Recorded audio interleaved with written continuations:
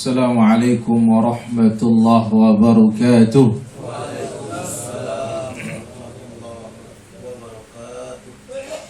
Innal hamdalillah nahmaduhu wa nasta'inuhu wa nastaghfiruh wa na'udzu billahi min shururi anfusina wa sayyiati a'malina.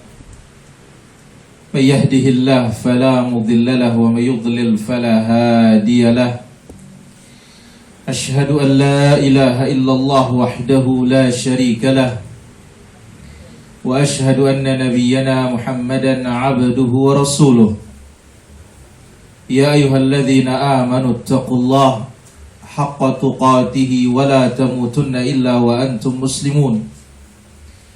Ya ayyuhan nasu ittaqu rabbakumul ladzi khalaqakum min nafsin wahidah wa khalaqa minha zawjaha وبث منهما رجالا كثيرا ونساء واتقوا الله الذي تساءلون به والأرحام إن الله كان عليكم رقيبا يا أيها الذين آمنوا اتقوا الله وقولوا قولا سديدا يصلح لكم أعمالكم ويغفر لكم ذنوبكم ومن يطع الله ورسوله فقد فاز فوزا عظيما.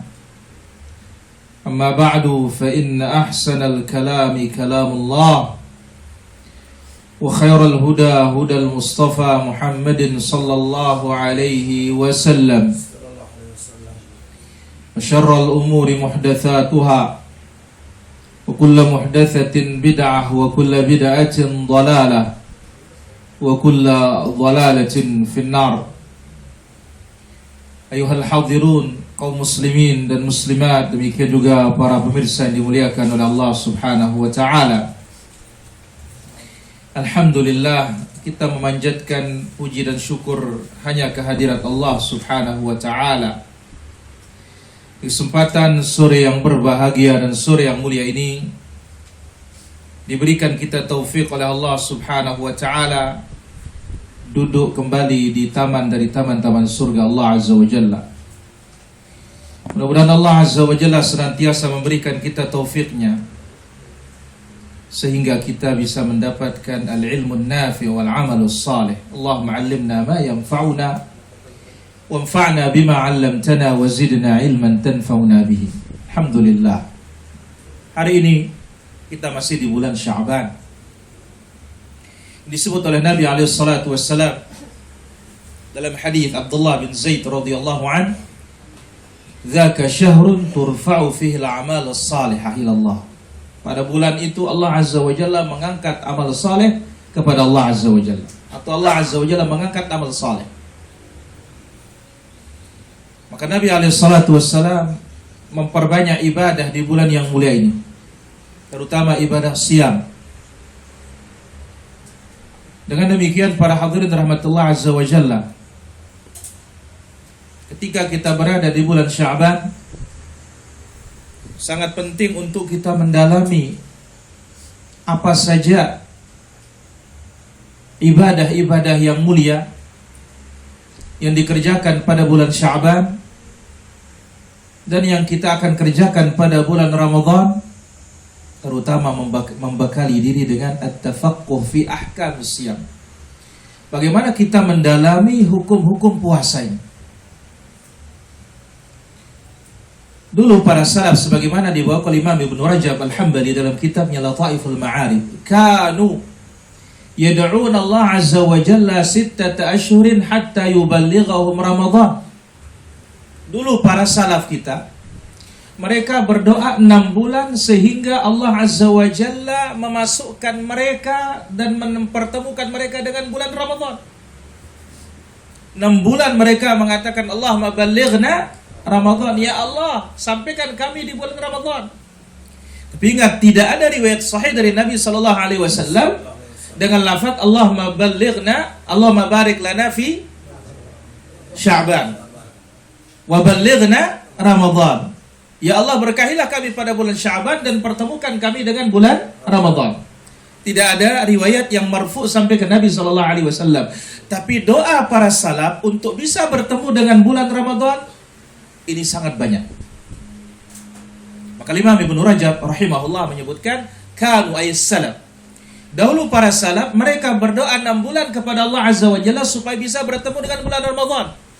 Thumma yad'una ba'da dzalika 6 ashhurin. Kemudian juga mereka berdoa kepada Allah Azza wa Jalla 6 bulan setelahnya hatta yuqbala minhum, agar amalan mereka diterima oleh Allah Subhanahu wa taala. Nah, Ramadan bukan sekedar kita sampai, tetapi bagaimana kita maksimal ibadah di dalamnya. Maka pada kesempatan sore hari ini, kemudian bersambung nanti ba'dal maghrib insyaallah taala, kita akan pelajari fiqhus siyam min sahih al-Imam al-Bukhari. Fikih puasa dari sahih al-Imam al-Bukhari. Ada risalah doktorah, disertasi di Jami'at Ummul Qura, fiqhus siyam min sahih al-Bukhari. Fikih puasa dari sahih al-Bukhari. Tapi secara ringkas. Karena kita tahu Imam al-Bukhari rahimahullah ta'ala bagian dari salaf, yang mana ulama-ulama terdahulu itu syarah mereka sedikit, yang lebih banyak itu dalil.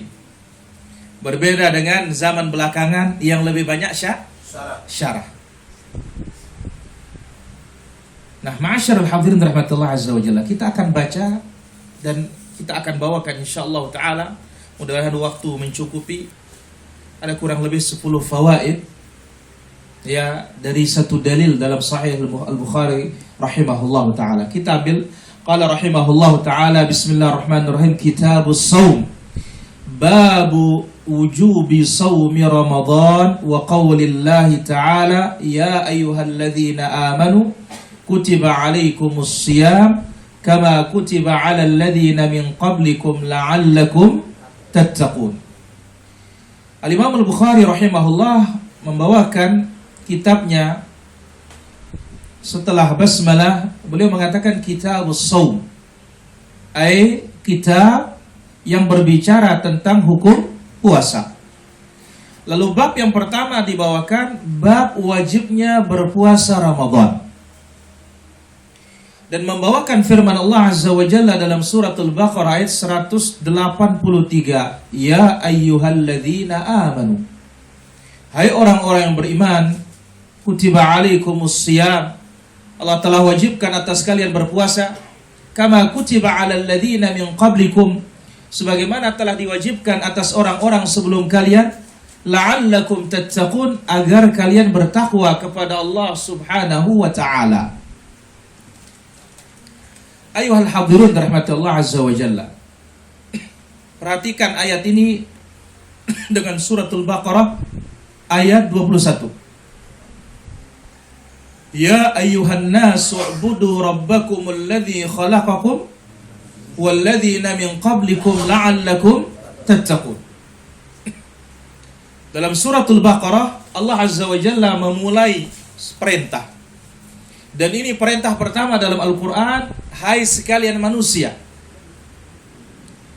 tauhidkanlah Rabb kalian yang telah menciptakan kalian dan menciptakan orang-orang sebelum kalian agar kalian bertakwa. Maka diketahui dari ayat ini bahwasanya tauhid itu a'zamu at-taqwa. Tauhid itulah takwa paling besar. Bainama kalau kita melihat di dalam surat ini Al-Baqarah 183 ini, ya ayyuhalladzina amanu, Allah memulai dengan hai orang-orang yang beriman. Dan disebutkan bahwasanya puasa itu sebab takwa juga. Kenapa surat Al-Baqarah 21 ya ayyuhan nas? Surat Al-Baqarah 183 ya ayyuhalladzina amanu. Tauhid kewajiban setiap orang, bukan mengkhususkan orang beriman. Tapi puasa akan wajib bagi orang beriman. Dan dari orang berimanlah, orang bertauhidlah, baru puasa itu sah. Dan betapa pentingnya keikhlasan di dalam bab siyam. Sebagaimana dinukil oleh Ibnu Hajar rahimahullah ta'ala ketika membawakan hadis yang muttafaqun alaih, demikian juga hadis diriwayatkan Imam Muslim, demikian juga hadis yang riwayat Al-Bukhari dan Muslim dari hadis Abu Hurairah. Nabi Shallallahu Alaihi Wasallam menyebutkan, "Man shoma Ramadhana imanan wahtisaba." Barang siapa berpuasa bulan Ramadan karena dorongan iman dan mengharapkan pahala, mengharapkan upah semata-mata dari siapa? Dari Allah. Riwayat yang lain, yada'u syahwatahu wa yada'u ta'amahu wa syahwatahu min ajli. Dia tinggalkan makanan dan syahwatnya karena aku. Ibnu Hajar mengatakan, kenapa dikhususkan puasa dengan keistimewaan seperti ini? Karena puasa itu tidak dimasuki oleh riya. Kenapa? Orang kita tidak bisa melihat orang itu puasa apa enggak. Ada yang bisa melihat orang puasa? Ya ada. Tapi mendengar orang puasa bisa. Maka puasa itu bisa dimasuki sum'ah. Tapi riya tidak. Karena tidak bisa mempertontonkan dirinya puasa. Kalau mempertontonkan dirinya makan, bisa. Nah, ma'asyiral hadirin rahmatullah azza wa jalla. Ya ayyuhalladzina amanu, hai orang-orang yang beriman, telah diwajibkan atas kalian berpuasa sebagaimana diwajibkan atas orang-orang sebelum kalian agar kalian bertakwa. Dari ayat ini para hadirin rahmatullah azza wa jalla, kurang lebih kita akan ambil 10 faedah insyaallah taala. Poin yang pertama, bayan Allah subhanahu wa ta'ala annahu farada as-siyam ala hadhihi al-ummah. Allah azza wa jalla menjelaskan, dia telah mewajibkan puasa atas umat Islam, atas umat Nabi Muhammad sallallahu alaihi wasallam. Kama annahu kana kadzalika mafruḍan 'ala al-umam as-sabiqah, sebagaimana puasa ini juga wajib pada umat terdahulu. Wa annal ghayata minhu, dan yang menjadi tujuan. Kenapa Allah subhanahu wa ta'ala memerintahkan kita dan mewajibkan kita puasa? Ini poinnya ini. Kenapa Allah azza wa jalla wajibkan kita berpuasa? Apa sebabnya Allah azza wa jalla wajibkan kita berpuasa? Ya, al-hikmatu min fardhis siyam huwa husulut taqwa, agar kita bisa mendapatkan ketakwaan. Ini intinya puasa itu. Sebagaimana tauhid itu supaya kita bertakwa. Maka orang kalau tidak bertauhid tidak takwa. Jadi Allah subhanahu wa ta'ala jelaskan, Allah wajibkan puasa atas umat Nabi Muhammad sallallahu alaihi wasallam sebagaimana diwajibkan atas umat-umat terdahulu, dan Allah jelaskan apa sebabnya. Allah jelaskan apa hikmahnya. Allah jelaskan apa tujuannya, kenapa kita disuruh puasa. Wa husulut taqwa, supaya kita bisa takwa. Nah, ini keterangan kita akan ambil dalam faedah terakhir. Bagaimana takwa dalam berpuasa. Ini poin yang pertama para hadirin rahmatullah azza wa jalla. Maka ingat, semua perbuatan Allah tidak ada yang sia-sia. Tidak ada. Allah ciptakan semut, tidak akan sia-sia. Apalagi syariat yang merupakan undang-undang dan aturan. Yang jelas itu barang pasti bahwasanya berguna bagi kita. Maka inti utama kita berpuasa ini supaya bisa takwa. Nah, penjabaran takwa inilah akan ada nanti di faedah-faedah selanjutnya. Sehingga dengan demikian kita mengetahui, sudahkah dapat bagian kita dari puasa itu? Ataukah hanya mendapatkan, pernah lapar, pernah merasakan makanan yang tidak ada di luar Ramadan, atau yang lainnya? Ini poin nomor 1 para jemaah. Jadi dari sini kita ketahui bahwasanya apapun perbuatan Allah pasti punya hikmah. Apalagi itu syariat yang memang Allah ciptakan kita dengan hikmah yang sangat jelas. Yang Allah katakan, wa ma khalaqtul jinna wal insa illa liya'budun. Aku tidak menciptakan jin dan manusia melainkan agar mereka ibadah kepada Allah Subhanahu wa taala. Namun ingat, al-ahkam la tu'allaqu bil hikam. Hukum tidak digantungkan kepada hikmah. Wa innama tu'allaqu bid dalil, tetapi hukum digantungkan dengan dalil. Namun ketika kita tahu hikmah, ketika kita tahu apa tujuan, ini membuat kita semakin termotivasi, semangat untuk ibadah kepada Allah Subhanahu wa taala. Maka jangan heran para jemaah, Nabi sallallahu alaihi wasallam sebagaimana hadis Ibunda Aisyah radhiyallahu anha dibawakan oleh Imam Muslim di dalam sahihnya, aku tidak pernah melihat Nabi paling banyak berpuasa kecuali di bulan Sya'ban, dan tidak pernah aku melihat beliau puasa sempurna kecuali di bulan Ramadan. Dan para sahabat mengatakan Nabi kalau sudah puasa seperti tidak pernah berbuka.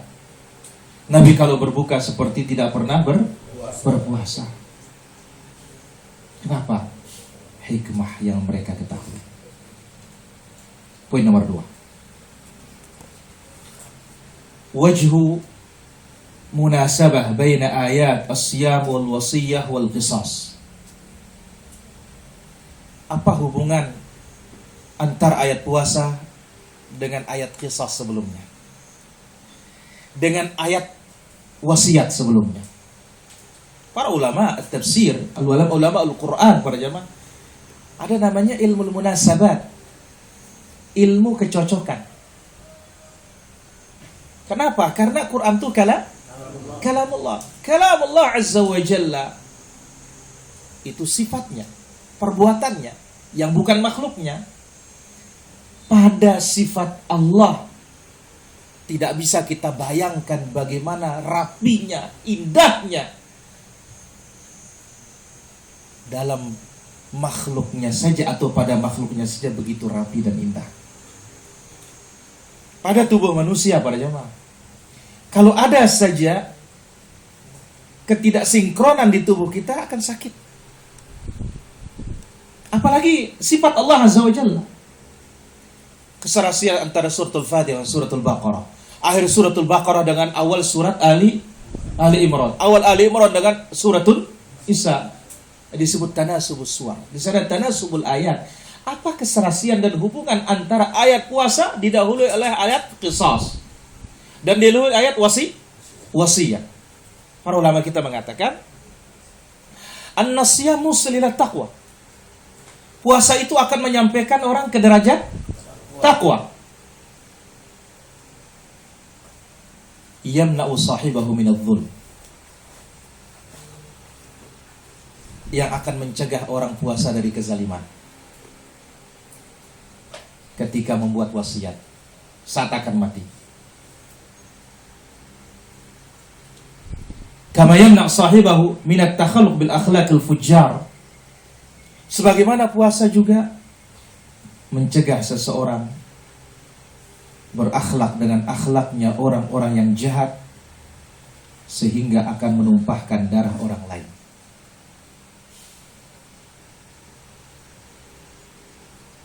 Tidak lafzan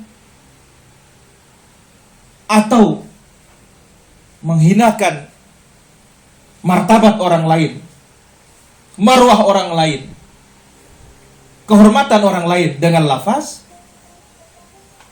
atau dengan tangan memukul ataupun membunuh. Fakullu hadhil umur, semua perkara ini dididik oleh sebab puasa. Ini hubungannya, keserasiannya ayat puasa terakhir, sebelumnya qisas, sebelumnya wasi, yang mana dengan puasa itu membuat orang bertakwa, sehingga takwa itu muncul dari puasa. Bagaimana? Dia tidak akan zalim kalau buat wasiat. Dia tidak akan zalim kepada orang lain dengan kalimat ataupun dengan tangannya, tubuhnya, sehingga membunuh, sehingga terjadi qisas. Dan ini terdidik saat kita melaksanakan ibadah puasa. Coba lihat dalam puasa para hadirin. Bukankah dalam puasa ada kata-kata yang bisa membatalkan puasa? Ada. Apa itu, Bang? Biar sekira nungkulang nun dah. Masuk dia Ustaz ya. Nah ini dia. Yang Nabi sallallahu alaihi wasallam menyebutkan man lam yada' qala zur wal 'amala bihi falaysa lillahi hajatun fi an yada'a ta'ama wa syarabahu. Siapa yang tidak meninggalkan perkataan dusta dan berbuat dusta, Allah tidak perlu dia tidak makan, tidak minum. Di mana latihannya? Puasa.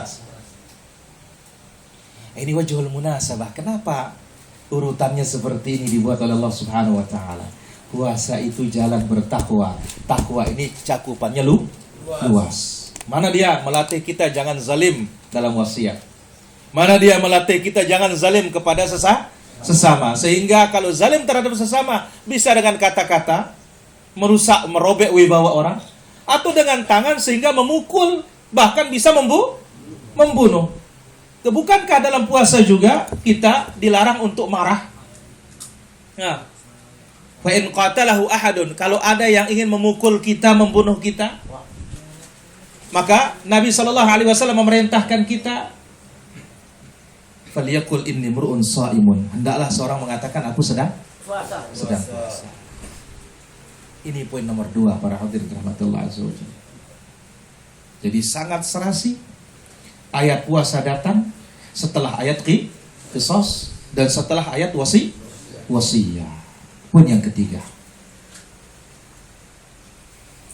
as-shaum, puasa, disebut oleh Abu Ubaidah rahimahullah dalam kitab As-Sihah,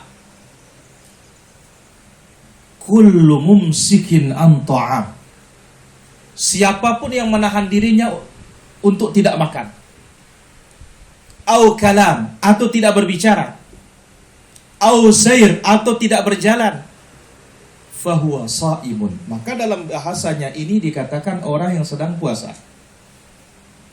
Berarti apa para hadirin rahmatullah azza wa jalla? Ketika orang menahan diri dari apa saja, dia sedang berpuasa secara bahasanya. Kutiba alaikumus siyam, Allah wajibkan kalian untuk berpuasa. Berarti apa? Allah wajibkan kalian untuk menahan diri. Datanglah istilah syariatnya, wa syar'an fahuwa ta'abbud lillah. Shaum ini adalah kita beribadah kepada Allah azza wa jalla. Bil imsak anil akli wasyurb, dengan menahan diri dari makanan dan minuman, wasairil mufattirat, dan dari segala pembatal, min tulu'il fajr as-sadiqi ila ghurubis syams, dari semenjak terbitnya fajar shadiq sampai terbenamnya matahari. Ini dia makna puasa secara syariat kita, ibadah. Maka puasa itu bukan kebiasaan. Bukan kebiasaan, meskipun rutin datangnya tiap tahun. Maka Imam Ibnul Qayyim rahimahullah ta'ala menyebutkan, wal arifu adatuhum ibadat. Orang yang berilmu itu, rutinitas bisa berubah menjadi ibadah. Kebiasaan bisa berubah menjadi ibadah.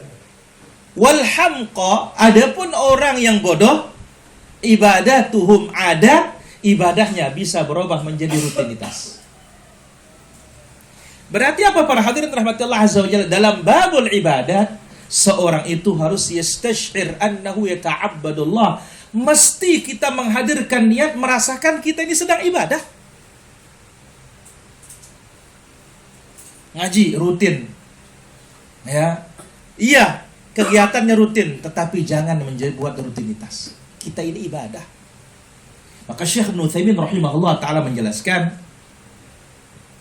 ini kalimat harus dicermati. Saprudin, kalau ngechat, ya, chat masjid, ini kan rutinitas, akan bernilai ibadah. Kenapa? Yang di chat itu masjid, nilai ibadah dia.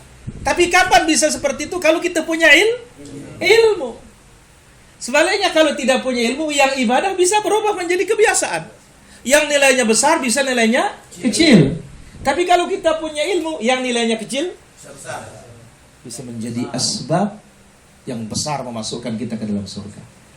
Maka Syekh Ibnu Utsaimin rahimahullah menyebutkan, hadhil kalimah yang bagi at-tafattun laha. Kata-kata ibadah ini harus kita cermati. Supaya apa? Supaya jangan ibadah kita itu berjalan, sekedar gerakan, atau sekedar menahan diri dari berbagai macam pembatal. Tapi bagaimana kita tidak makan itu menjadi ibadah, kita tidak minum itu menjadi ibadah, kita tidak membalas kata-kata orang itu menjadi ibadah. Kapan? Ketika kita ingat ini kita sedang ibadah kepada Allah Subhanahu wa taala. Maka ini poin nomor 2 para hadirin rahmatullah azza wa jalla, makna puasa dan titik penting dalam bab definisi puasa, at-ta'abbud, ibadah. Jadi jangan sampai sebagaimana kata Imam Ibnu Qayyim, orang bodoh ibadahnya jadi kebiasaan. Ibadahnya jadi kebiasaan. Sehingga nggak ada rasanya dia ibadah, ya sama aja. Akhirnya apa? Dia mau Ramadan maupun tidak Ramadan sama saja. Tapi orang beriman tidak. Kenapa? Dia merasakan dia sedang ibadah kepada Allah Subhanahu wa taala. Maka di sini pentingnya menghadirkan keikhlasan dalam setiap ibadah kepada Allah Subhanahu wa taala. Poin nomor 4. As-siyamu ibadatun qadimatun min ladun Adam alaihi salatu wassalam ila ahdi Rasulullah sallallahu alaihi wasallam. Puasa ini ibadah yang sudah ada sejak zaman dahulu. Mulai sejak Nabi Adam alaihi salatu wassalam sampai ke zaman Rasulullah sallallahu alaihi wasallam. Jadi Allah wajibkan puasa ini kepada umat Nabi Muhammad sallallahu alaihi wasallam sebagaimana dia wajibkan kepada umat-umat terdahulu.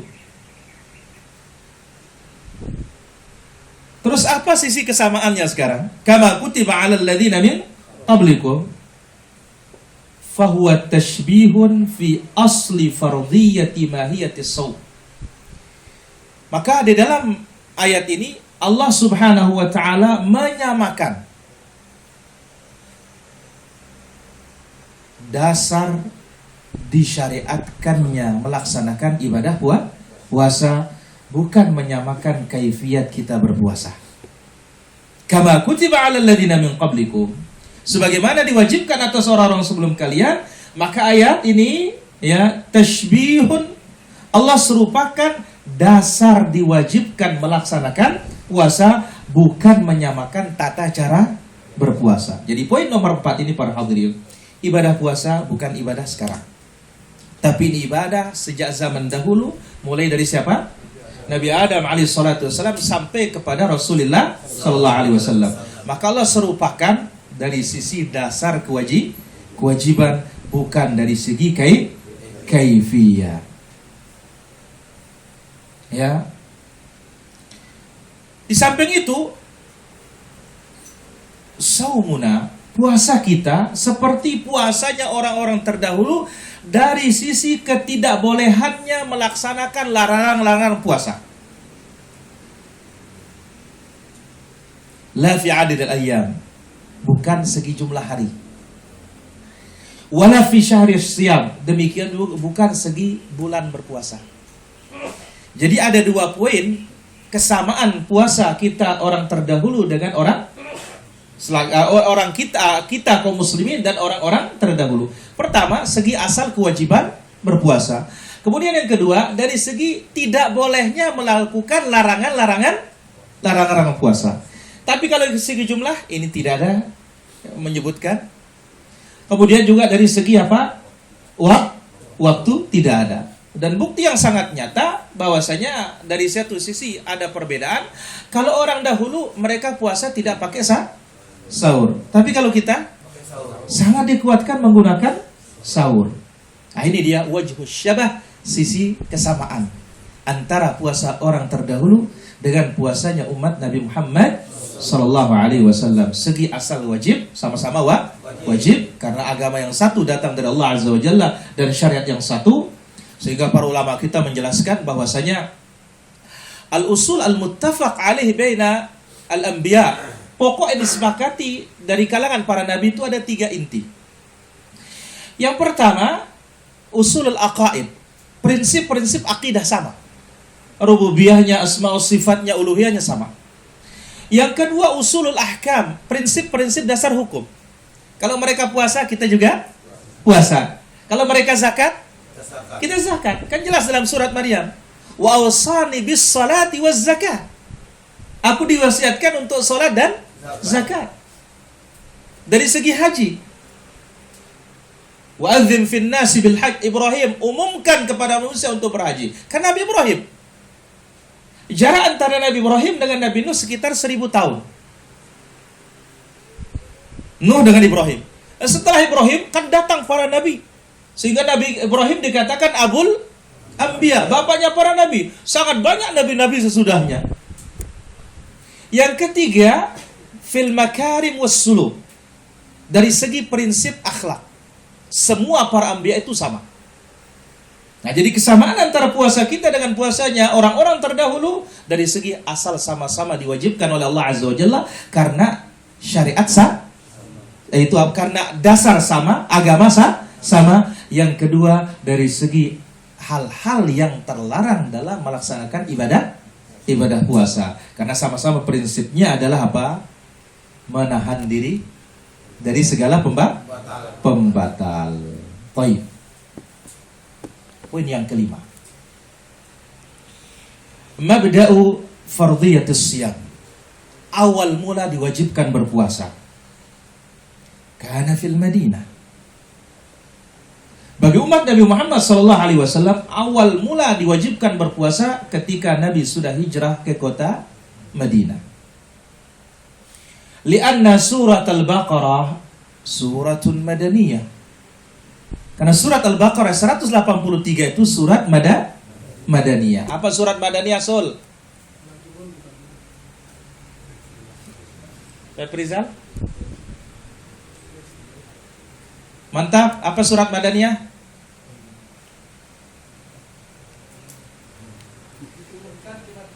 Jeki? Hah? Apa itu surat madaniyah, Jack? Helmi?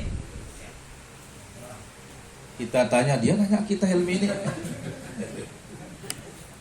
Apa itu surat madaniyah?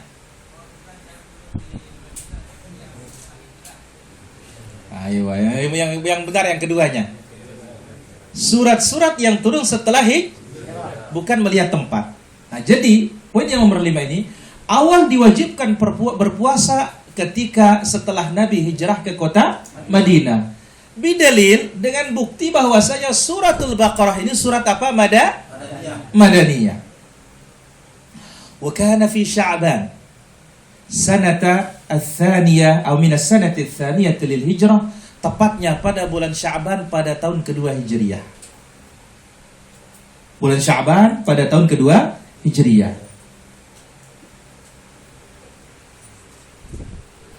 Wa anna awwala ma furida min as-siyam, dan puasa yang pertama kali diwajibkan adalah siyam Asyura, puasa Asyura. Thumma tali, kemudian datang sesudahnya fardhiyat Ramadan, kewajiban melaksanakan ibadah Ramadan bimarahilihi tsalah, dengan 3 fase. Dengan 3 fase diwajibkan berpuasa Ramadan. Baik. Ini poin nomor 5. Jadi ya Bu, ya, kapan wajib puasa Bu Sayap?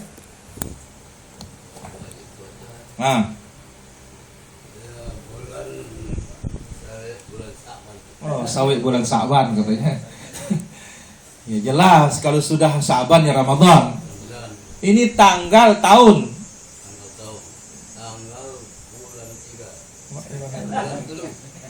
Bulan telu. Masa bulan Sa'ban bulan telu? Maret bulan telu. Baik, Sa'ban bulan keberapa? 8. Jadi Allah Azza wa Jalla wajibkan puasa itu di kota Madinah karena suratul Baqarah surat madaniyah, tepatnya pada bulan Sya'ban pada tahun kedua Hijriyah. Nah, puasa yang wajib sebelumnya pada tahun pertama puasa Asyura. Kemudian barulah datang Ramadan dengan 3 fase diwajibkan bulan Ramadan tersebut. Poin yang kelima. Yang keenam, berarti masih bangun ya. Asy-syara'i'ul mutaqaddimah. Syariat-syariat terdahulu. Li ummati Muhammadin sallallahu alaihi wasallam. Bagi umat Nabi Muhammad sallallahu alaihi wasallam.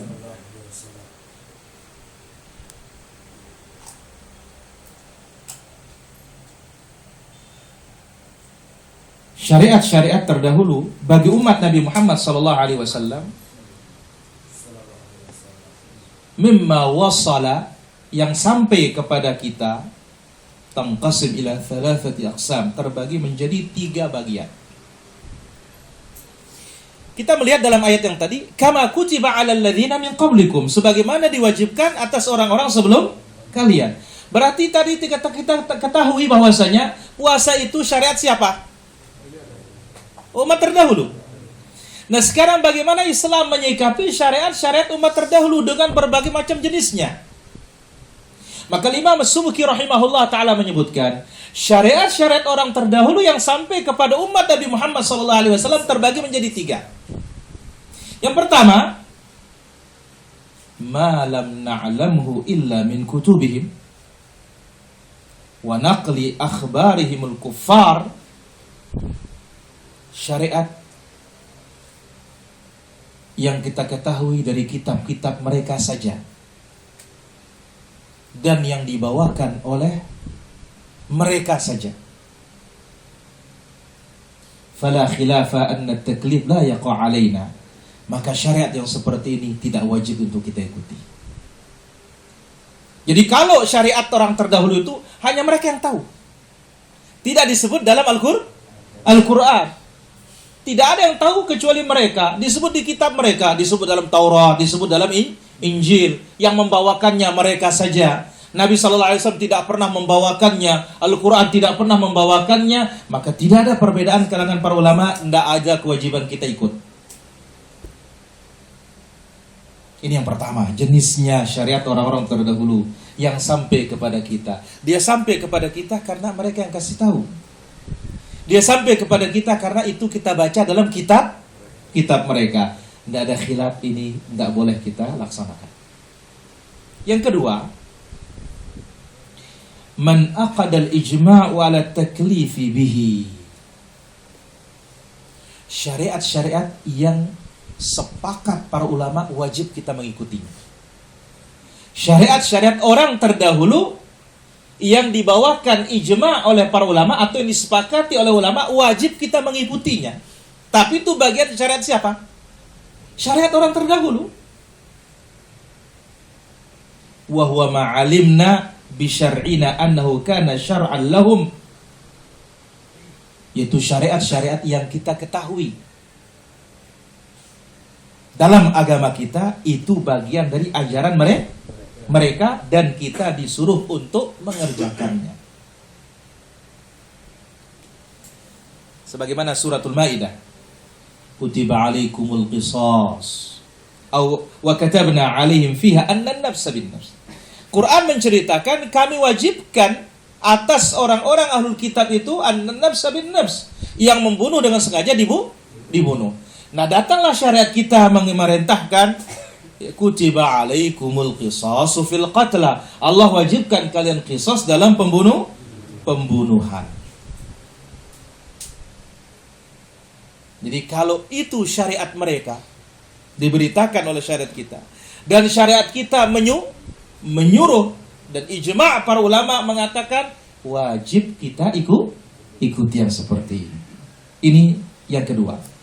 Yang ketiga, ma thabata annahu min syar'ihim bi tariqin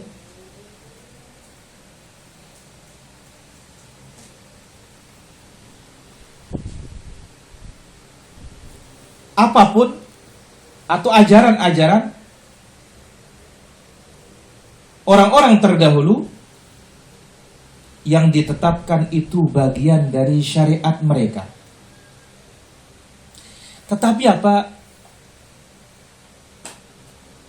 Tetapi bitariqin ghairi sahihin. Namun riwayatnya riwayat yang tidak sahih.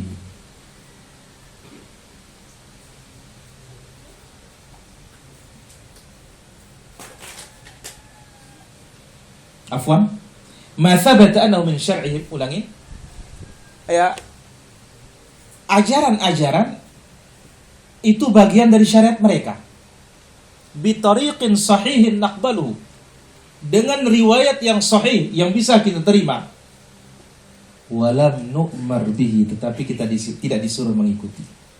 Ini lawan dari yang pertama. Afwan, yang kedua gitu. Yang kedua disuruh kita apa? Mengikuti.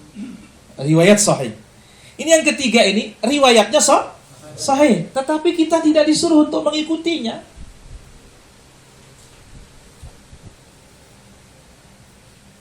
Fahadha mawdi'ul khilaf. Ini diperselisihkan oleh para ulama. Sahih ajarannya, tapi nggak ada dalil dari syariat kita untuk ikut.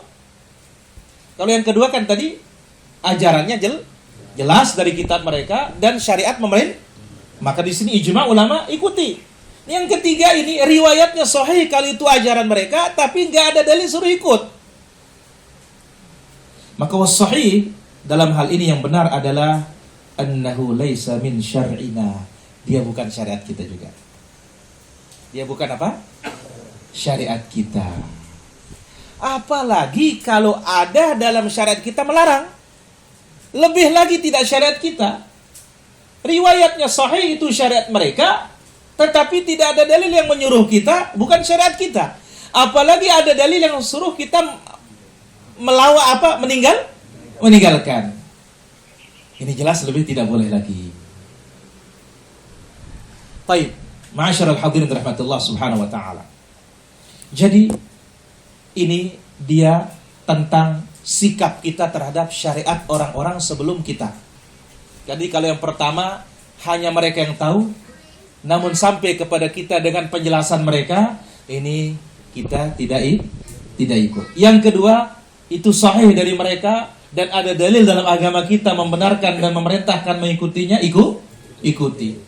Yang ketiga, sahih dari mereka tapi nggak ada dalil suruh ikut, jangan diikuti. Baik, ini tentang syariat orang-orang sebelum kita. Kalau kita lihat puasa, masuk bagian mana? Nomor 2. Bahwasanya syariat kita menjelaskan puasa itu adalah syariat mereka, dan kita pun diperintah. Ya ayyuhalladzina amanu kutiba alaikumus shiyam kama kutiba alal ladzina min qablikum. Sama juga dengan haji. Sama juga dengan kurban, sama juga dengan khitan. Sama juga dengan salat. Apalagi tauhid yang paling agung. Kemudian poin yang ke-7.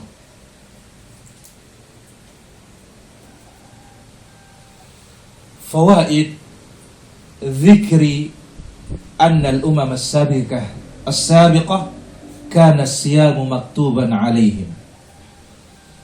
Manfaat dan faedah Allah Azza wa Jalla menyebutkan umat-umat terdahulu juga wajib berpuasa bagi umat belakangan.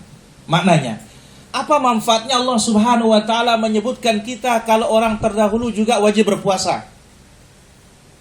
Apa manfaatnya? Allah Subhanahu wa taala sebutkan kita orang terdahulu juga berpuasa sebagaimana kalian wajib berpuasa. Ini ada 3 fawaid para hadirin. Kenapa Allah Azza wa Jalla sebutkan kita dalam bab puasa ini, orang dahulu juga berpuasa sebagaimana kalian berpuasa? Ada 3 faedah. Yang pertama, isyarah annal ummatal Muhammadiyah istakmalat fadail al-ummah as-sabiqah. Manfaatnya, kenapa disebut oleh Allah orang terdahulu juga ikut berpuasa? Manfaatnya adalah isyarat, petunjuk bahwasanya umat Nabi Muhammad sallallahu alaihi wasallam dialah umat yang menyempurnakan segala kemuliaan, bahkan lebih dari mereka. Artinya apa? Kalau mereka itu sempurna dengan ibadah puasa, kita juga tidak ketinggalan. Bahkan apa? Melampaui mereka.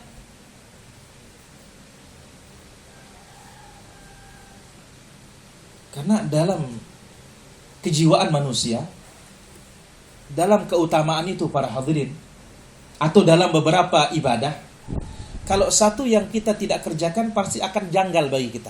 Loh, kok mereka dapat, kita tidak dapat. Nah sekarang, puasa itu disebut orang terdahulu berpuasa. Mereka dapat kemuliaan, kita juga dapat kemuliaan, bahkan lebih. Kenapa lebihnya? Allah Subhanahu wa taala berikan pada umat ini yang tidak ada pada umat terdahulu. Salah satunya apa? Lailatul Qadar. Maka kalau mereka dapat kemuliaan dengan puasa, kita juga dapat kemuliaan, bahkan dilebihkan oleh Allah Subhanahu wa taala, dikasih Lailatul Qadar. Maka itu sebabnya Nabi Musa menangis begitu Nabi lewat dari langit yang ke-6. Dia mengatakan, ditanya, kenapa aku menangis? Ini Muhammad muda, tetapi umatnya lebih banyak masuk surga dari umatku. Dan pengikutnya lebih banyak. Ini faedahnya yang pertama, para jemaah. Yang kedua, faedahnya adalah anna fis siyam lana fil umamis sabiqah uswah. Puasanya umat-umat terdahulu ini menjadi toladan kita. Menjadi apa? Contoh baik kita.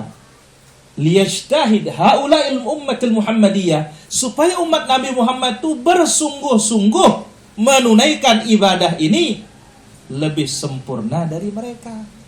Artinya apa? Ini medan kita untuk balapan.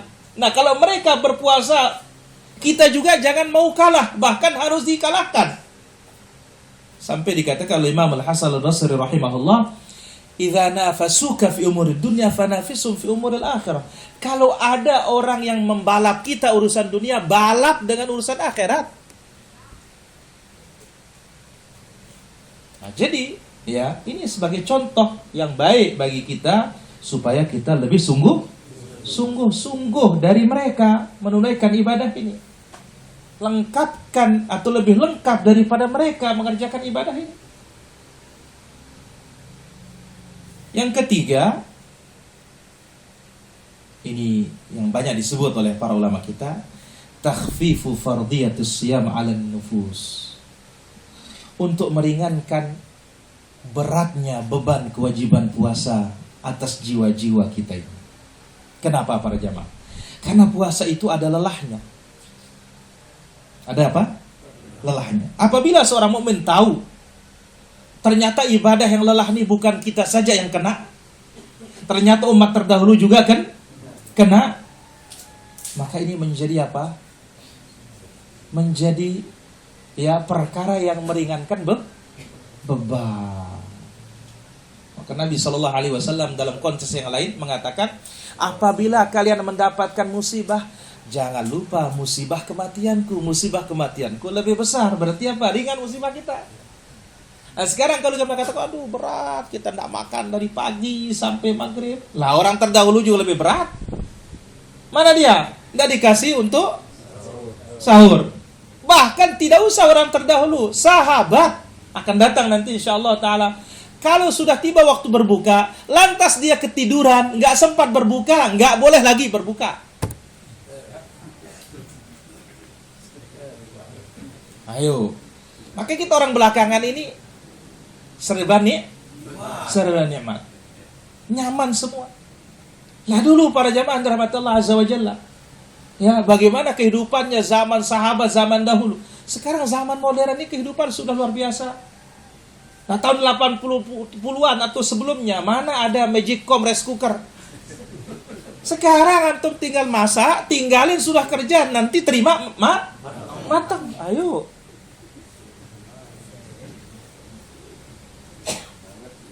No, enggak senyaur katanya.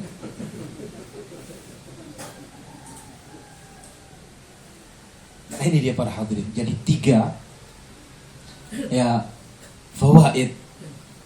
Kenapa Allah Azza wa Jalla sebut orang-orang terdahulu dalam bab puasa maupun bab yang lainnya, khususnya puasa ini. Kenapa kita disebutkan orang-orang terdahulu? Salah satunya disebut isyarat umat Nabi Muhammad, mereka menyempurnakan keutamaan tersebut dan bahkan lebih. Yang kedua sebagai apa? contoh kita dan menjadikan kita termotivasi. Dan yang ketiga ini meringankan beban kita. Ternyata bukan kita saja yang kena beban. Poin yang ke-8. Al-ghayah allati min ajliha syuri'a as-siyam hiya husulut taqwa. Tujuan Allah Subhanahu wa taala mensyariatkan puasa agar kita bertakwa.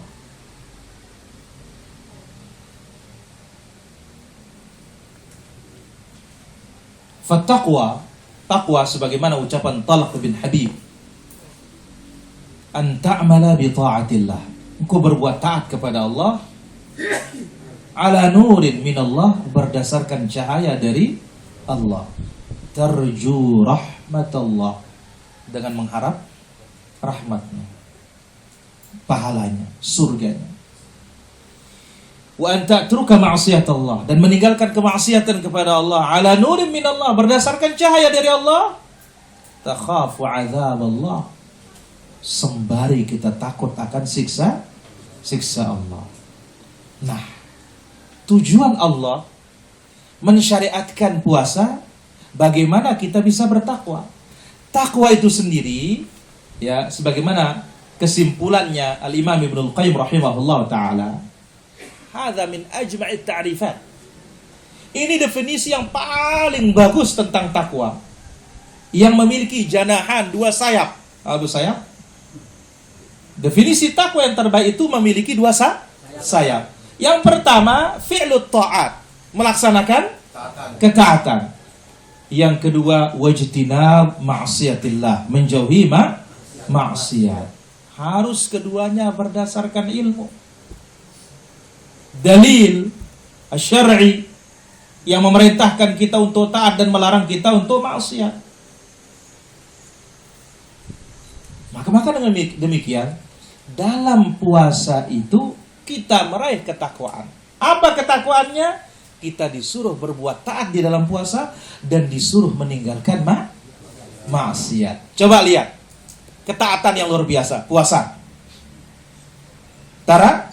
Tarawih, salat atau ibadah pada Lailatul, menunaikan zakat, salatul Id, qiraatul Quran, i'tikaf. Baik, larangan dusta. Apalagi? Ghibah, namimah. Lain pula yang mubah-mubah, makan, minum, berhubungan intim. Apa? Marah. Apalagi? Membunuh, memukul. Maka dalam puasa itu ada praktik ibadah, perintah taat, ada juga larangan untuk bermaksiat. Beda dengan sholat. Sholat intinya jangan mengurangi tumakninah. Nggak ada larangan yang lain. Tapi dalam puasa lengkap. Maka dikatakan, ya Allah Azza wa Jalla syariatkan puasa ini agar kita bisa bertakwa. Nah, takwa itu di dalamnya ada perintah melaksanakan ketaatan dan ada larangan untuk melaksanakan kemaksiatan. Dan ini terkumpulnya pada bab apa? Puasa. Masuk ke penjabarannya nomor 9. Fa mimma ishtamala 'ala as-shaumi min at-taqwa. Kandungan-kandungan takwa dalam puasa. Mana kandungan takwa dalam puasa? Yang pertama, anna as-shaim yatruku ma harramallahu 'alaihi. Dalam puasa itu meninggalkan apa yang diharamkan oleh Allah. Bagi yang puasa, makan haram. Bagi orang puasa, meninggalkan yang haram bagi yang puasa. Meninggalkan makan, minuman, berhubungan intim, dan yang lainnya. Yang jiwa itu condong. Jiwa ini condong kepadanya. Taqarruban bidzalika ilallah. Ini kita lakukan mendekatkan diri kepada siapa? Allah. Kepada Allah Subhanahu wa ta'ala. Dengan kita meninggalkan itu, kita mengharapkan pahala. Inilah takwa. Tadi kita sebut inti takwa ada berapa? Sayapnya berapa? 2. Fi'lut ta'at wa tarkul ma'siyah. Laksanakan ketaatan, tinggalkan kemaksiatan. Nah, mana dia kandungan takwa dalam puasa? Salah satunya tinggalkan yang diharamkan bagi puasa. Tinggalkan makan, tinggalkan minum, tinggalkan berhubungan. Padahal itu kita sukai, kita senangi. Kenapa? Kita yang mendapatkan pahala. Itulah takwa. Yang kedua, mana contohnya lagi? An-nasiyah yudarribu An-nasaim yudarribu nafsahu ala muraqabatillah. Orang berpuasa melatih dirinya merasa diawasi oleh Allah. Dalam kamar, siapa yang lihat? Nggak ada. Tapi kan sabar kita, kenapa? Ya, meskipun nggak dilihat oleh orang, kan Allah yang lihat. Berbeda rasa muraqabah ketika puasa dengan yang lain loh para jemaah. Kalau yang lain, di depan orang mungkin malu antum ya menjadi ahlul hisab war ruqyah. Tapi di rumah. Coba puasa yuk. Rame atau sepi? Kenapa? Antum tahu diri antum puasa. Ya. Jadi puasa ini melatih seseorang untuk merasa diawasi oleh Allah Azza wa Jalla. Maka dia akan tinggalkan apa disukai padahal dia mampu melaksanakannya. Karena apa? Dia tahu Allah melihat. Di samping itu puasa akan menyempitkan rongga-rongga yang membuat setan itu semakin beraksi. Maka bagi orang yang tidak mampu menikah disuruh oleh Allah untuk apa? Puasa. Kenapa? Puasa itu obat. Yang ketiga, orang berpuasa akan dominan lebih banyak ketaatan dikerjakan. Ayo, terkumpul pada puasa ketaatan yang tidak terkumpul pada bulan lain. Puasa kita jumpai Al-Quran di mana-mana kan? Puasa kita jumpai sholat malam, sholat utara di mana-mana. Bukan pemandangan unik, tetapi sudah menjadi kewajaran dan kelumrahan. Kita temukan orang banyak bersedekah. Kita temukan ramai orang melaksanakan ibadah umrah. Apalagi puasa. Bahkan kita lihat warung pun banyak yang tutup. Nah, melaksanakan ketaatan min khisalit taqwa, bentuk dari bentuk ketakwaan. Karena tadi kita sebut takwa itu berapa sayapnya, Bu? Dua. Satu, melaksanakan ketaatan. Yang kedua, menjauhkan kemaksiatan. Yang keempat, mana bentuk takwa dalam puasa? An-nasaim idza dzaqa alamal ju'. Orang puasa ketika merasakan sakitnya lapar, maka ini memotivasi dia untuk membantu orang yang lain yang tidak punya. Membantu orang lain bagian dari apa? Taqwa Allah subhanahu wa ta'ala. Yang terakhir, idza zaharatil hikmatu minal amal. Ketika suatu amalan nampak hikmah disyariatkan bagi kita, khaffat masyaqqatuhu 'alan nafs, maka terasa ringan bebannya bagi jiwa.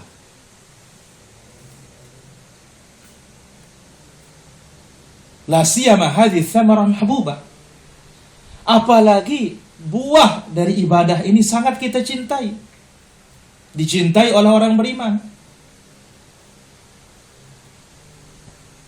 Ya. Buah dari ibadah ini diharapkan oleh orang beriman. Maka dengan demikian para hadirin dirahmati Allah Subhanahu wa taala, ketika amal ibadah apa saja kalau nampak hikmahnya, maka ringan kita untuk melaksanakannya. Nampak hikmahnya, terasa ringan tantangannya. Nah, ini dia salah satu hikmah para hadirin. Kenapa kadang sebagian ibadah itu disebut hikmahnya. Tapi ada juga banyak ibadah tidak disebutkan hikmahnya. Jadi kadang kalau dia sulit, Allah sebutkan hikmahnya supaya apa? Ringan. Mudah-mudahan apa yang disampaikan ini bermanfaat. Walhamdulillah sallallahu ala nabiyina Muhammad wa ala alihi washabihi ajma'in. Walhamdulillahi rabbil alamin. Ini sudah pas 1 jam ini para jamaah.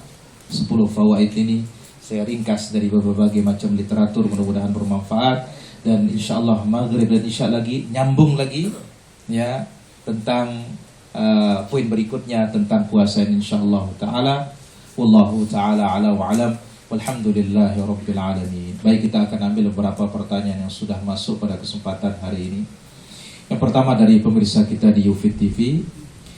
Tidak boleh memulai puasa di pertengahan Sya'ban, namun dikecualikan bagi sudah berpuasa sebelumnya. Ini maksudnya bagaimana? Rasulullah sallallahu alaihi wasallam menyebutkan dalam hadis diriwayatkan oleh Imam Abu Dawud, yang mana sebagian para ulama mensahihkan hadis ini. Sebagian yang lagi mengatakan mungkar. Was sahih wal ilmu indallah, hadis ini sahih. Idzan tasafa Sya'ban fala tasumu. Ketika sudah masuk pertengahan Sya'ban, jangan untuk memulai berpuasa. Bagi yang tidak pernah puasa dari awal, puasa sunnah.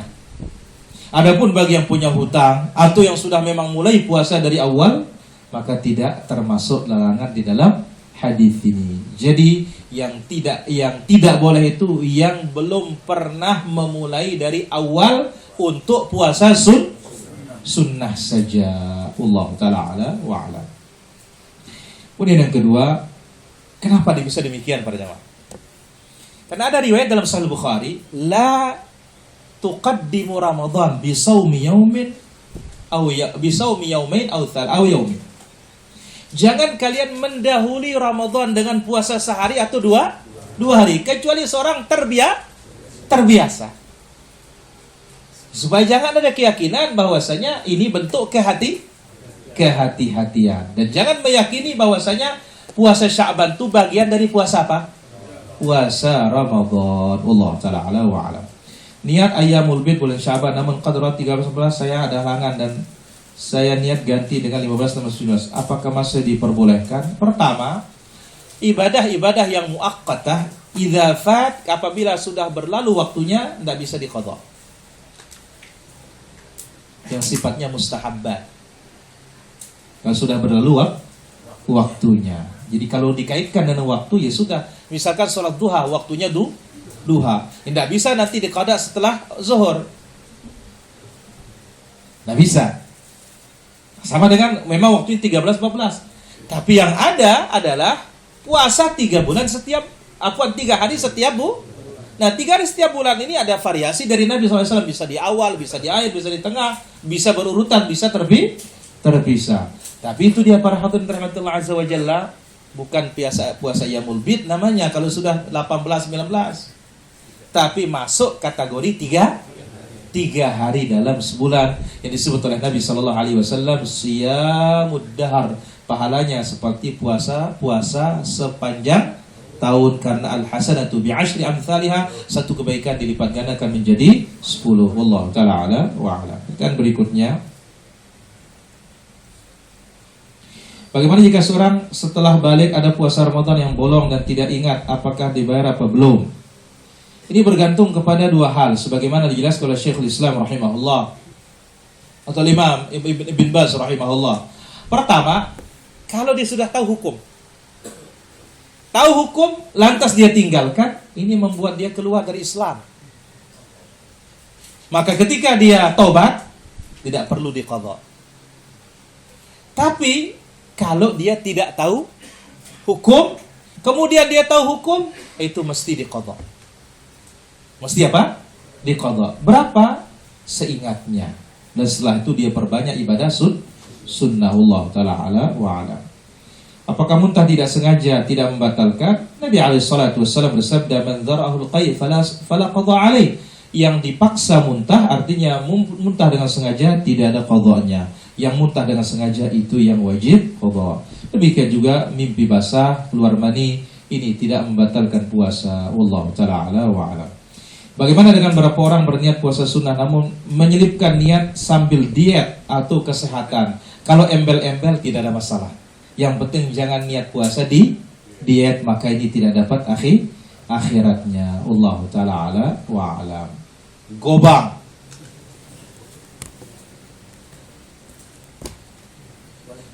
Ya, 1.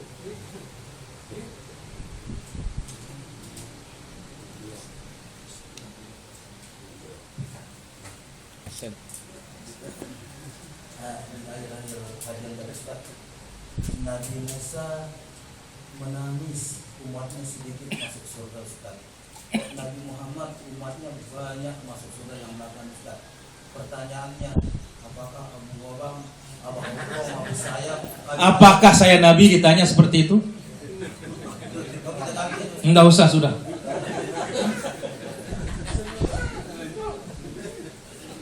Nabi ditanya, ya Rasulullah, doakan aku supaya masuk 70.000. Oh ya, engkau masuk.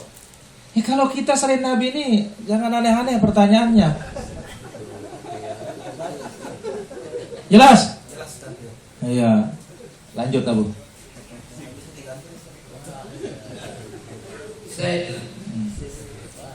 Udah, lanjut, sudah.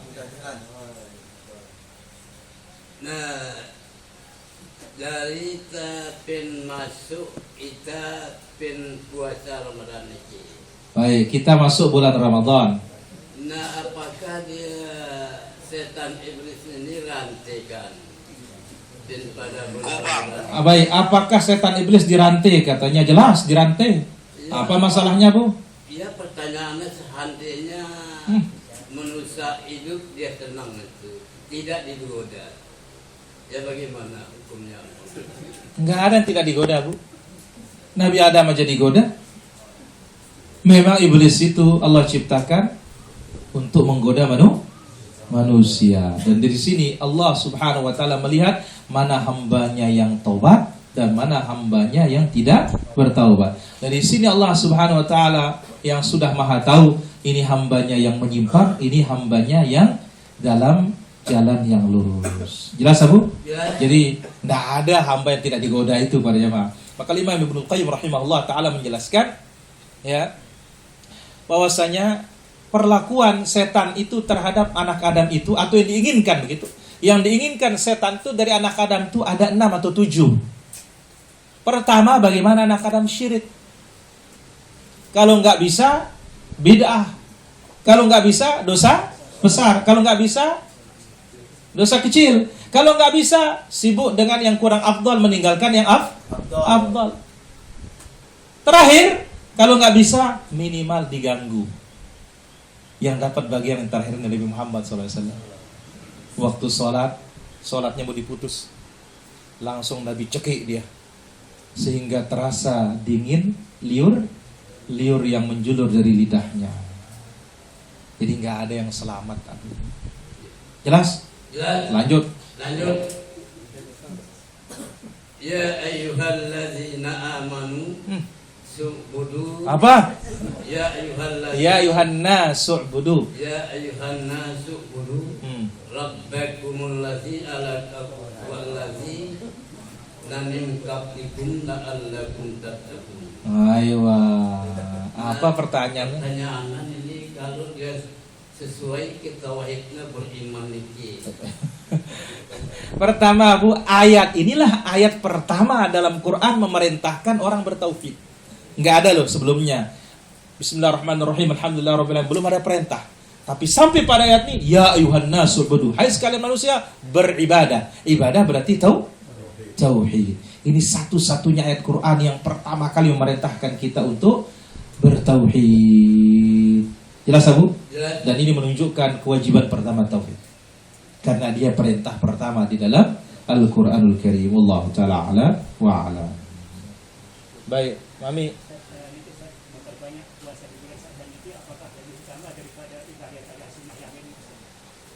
Baik. Ibadah sunnah bulan Ramadan apakah lebih utama daripada ibadah-ibadah yang lainnya? Tidak ada keterangannya, kecuali secara umum saja.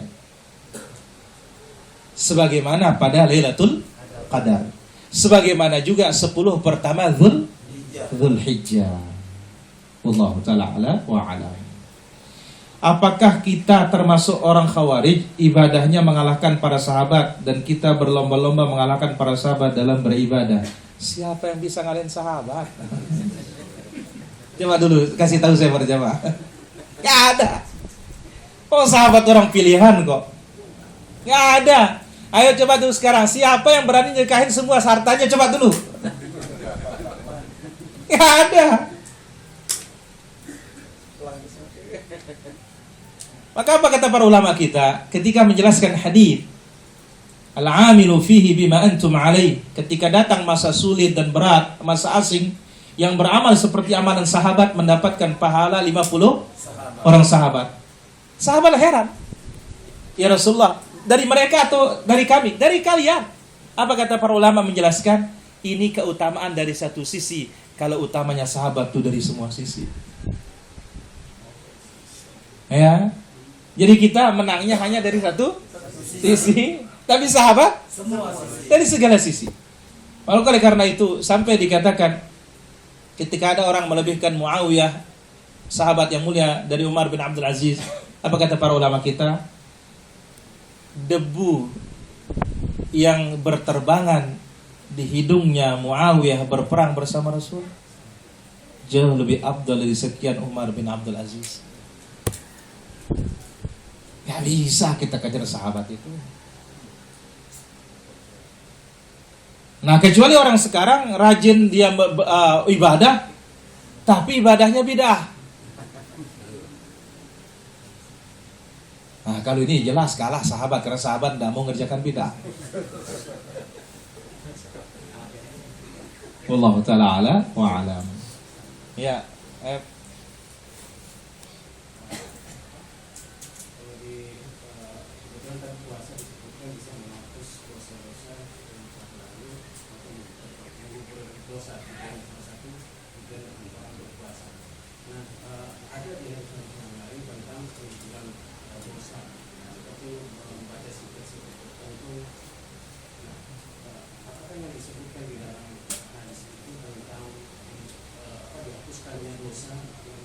lalu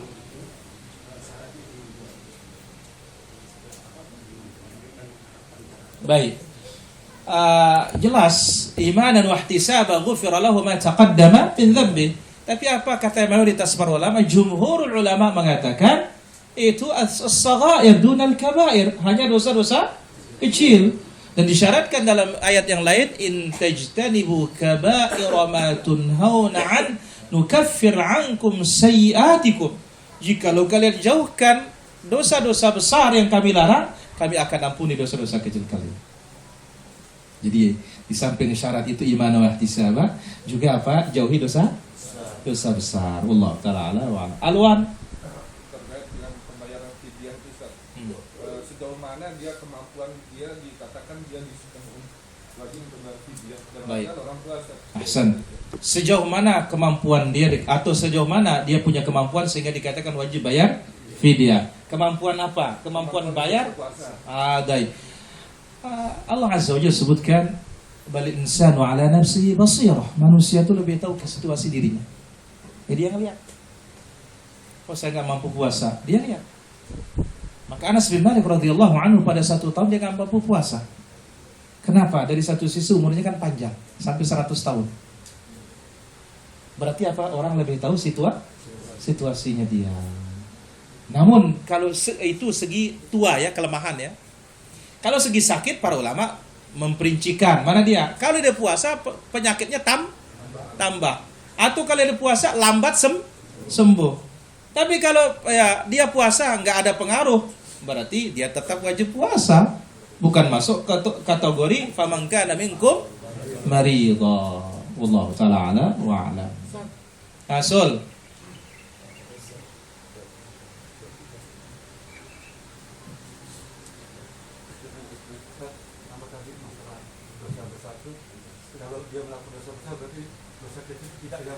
Baik, bagaimana kalau melakukan dosa besar, dosa kecil tidak diampuni? Ini maknanya para ulama menyebutkan dosa kecil saja diampuni, bukan dosa besarnya.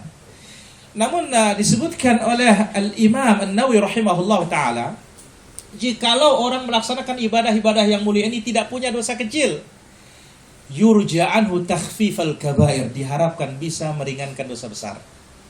Syekhul Islam rahimahullah ta'ala menyebutkan tentang umrah, hatta dosa besar pun bisa diampuni dengan umrah. Allah ta'ala ala wa alam. Ya Sol. Tadi dijelaskan ibadah ini jangan jadi rutinitas. Saya ambil katanya Imam Hasan Al-Basri. Luar biasa. Tergantung niat, Ustaz. Baik, tergantung niat. yang kecil bisa jadi besar, yang besar yang bisa jadi kecil. Apa permasalahannya sekarang? Jadi permasalahan bagaimana supaya ibadah ini jangan jadi apa? Rutinitas. Ya. Ya itulah jawabannya. Niat itu tetap dihadirkan setiap kita ibadah. Tahu diri kita sedang ibadah. Berarti apa? Perlu tajdid. Ada pembaharuan terus. Allah taala ala wa ala. Mantap. Ada Pak Guru? Apa pertanyaannya? Ada Nding mungkin kayaknya juga. Nggak ada? Langsung dah Pak Guru. Kalau Ustaz, biasanya kalau kita berpuasa itu dengan sendirinya kita tidak bisa berbohong, tidak terlalu bercerita. Tetapi setelah bulan Ramadan ini atau setelah Lebaran Kembali lagi. kita sekali-kali Bagaimana yang seperti itu? ya apakah iman kita ini lemah begitu? Ya jelas lah. Ya pasti lemah lah. Karena namanya iman itu yazidu bit ta'ah, bertambah dengan kita berbuat taat. Dan ini disebut oleh para ulama ussalaf, bi'sal qaum la ya'rifuna Allah illa fi Ramadan. Alangkah buruknya suatu kaum yang kenal Allah hanya bulan Ramadan. Allah musta'an. Allah taala ala wa. Jackie, ada pertanyaan Jack? Oh. Ada lagi pertanyaan? Helmi. Fadhal.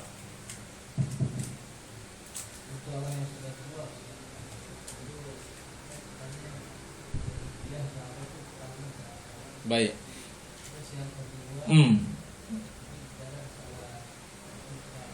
Apa? I'tikaf.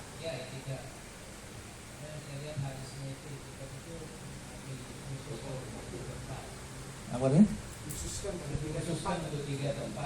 Baik. Pertama, jelas disebutkan tentang fidyatun ta'amu miskin. Berarti ukuran untuk satu hari itu adalah memberi satu fakir miskin makan musybi' yang mengenyangkan. Dengan praktiknya sahabat bin Anas bin Malik radhiyallahu an, pada satu tahun dia lemah puasa, dia buat makanan diundang 30 orang. Sampai kenyang. Maka sudah cukup. Nah, kita ingin sekarang bukan ngundang bareng. Berarti apa? Yaitu satu koboan, satu mud plus lauk pauknya. Itu dia kalau ingin perorangannya. Allah ta'ala ala wa alam. Dan tentu setelah dia tidak puasa, di sanalah bagusnya dia membayar fidyah, karena bisa tahu atau bisa jadi kalau dia jangan-jangan duluan bayar, belum selesai puasanya, dia bisa berpuasa. Baik. Yang kedua, ada hadis, dan ini hadisnya disahih kalau sebagian para ulama kita, la i'tikaf illa fil masajidits tsalath. Tidak ada i'tikaf kecuali 3 masjid. Riwayatnya sahih.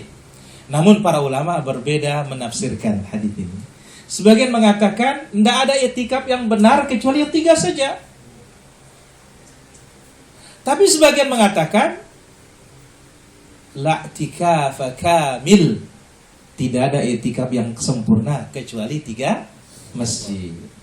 Maka para ulama kita menjelaskan bahwasanya ayat Quran umum, wa antum aakifuna fil masajid. Hadis itu khusus, namanya kaidah usul fikihnya ya, yang umum dibawa kepada yang khusus. Namun tadi kita katakan ya, berdasarkan hadis athar Ibunda Aisyah menunjukkan i'tikaf dimanapun boleh, tetapi yang sempurna hanya di 3 itu. Nah, kemarin kita hitung-hitung, pikir-pikir, i'tikaf di Aqsa sangat luar biasa, tetapi fasilitas kurang menunjang. Apa? Kamar kecil, apa sedikit. Kenapa enggak? Sangat bisa. Banyak program, buat program i'tikaf di Aqsa pada mah.